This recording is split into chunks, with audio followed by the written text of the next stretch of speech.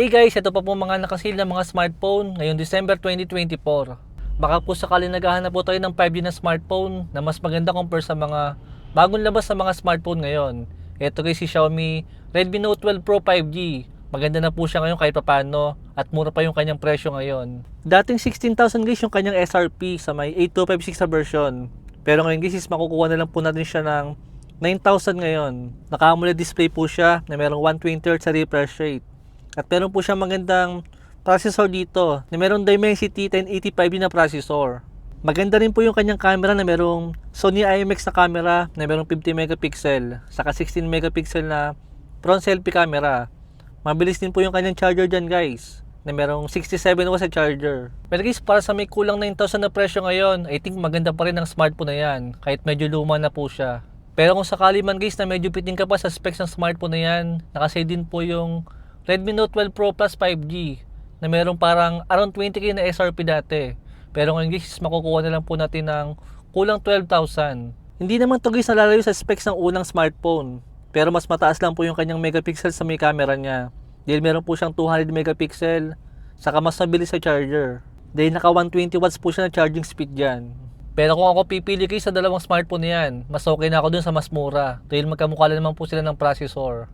Ito pa isang nakasale ngayon guys, bagong labas lang na tablet ni Tecno, itong si Tecno MegaPad 11. Itong tablet ni Tecno guys, medyo hindi po siya nalalayo sa may tablet ni Infinix. Pero kung sakali man po Tecno ang gusto natin, magandang option din po yan. Para sa may around 8,000 na presyo niya ngayon. Nakasale din po ngayon guys yung pinakamurang folding phone na mabibili natin ngayon, si Tecno Phantom B Flip. Makukuha lang po natin siya guys ng around 15,000 pagka nakasale po siya. I think maganda pa rin ang smartphone na yan.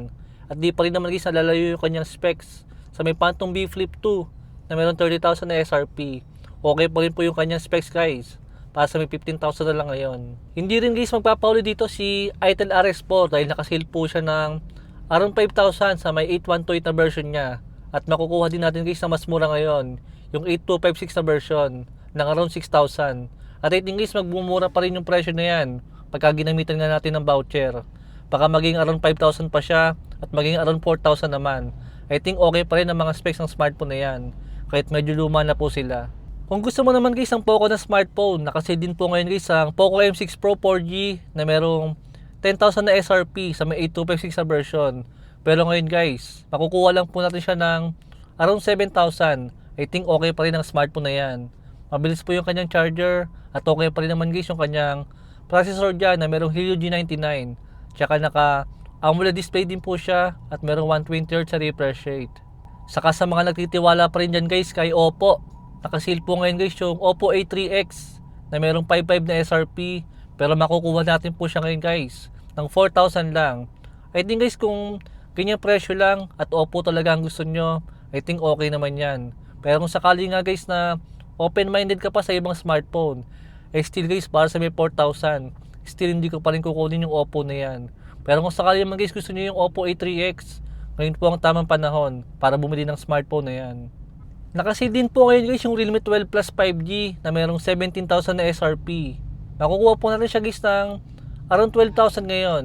Yan po guys ang isa sa pinakasulit na Realme na maire-recommend ko sa inyo para sa may kulang 15,000 na presyo niya pagka nga po nakasale siya. Pero pagka sa SRP natin guys makukuha yung smartphone na yan masyado po siyang mahal. At yan guys yung mga ilang smartphone pa na nakasale ngayon. Ilalagay ko na lang po yung mga link ng mga smartphone po na yan. Thanks for watching.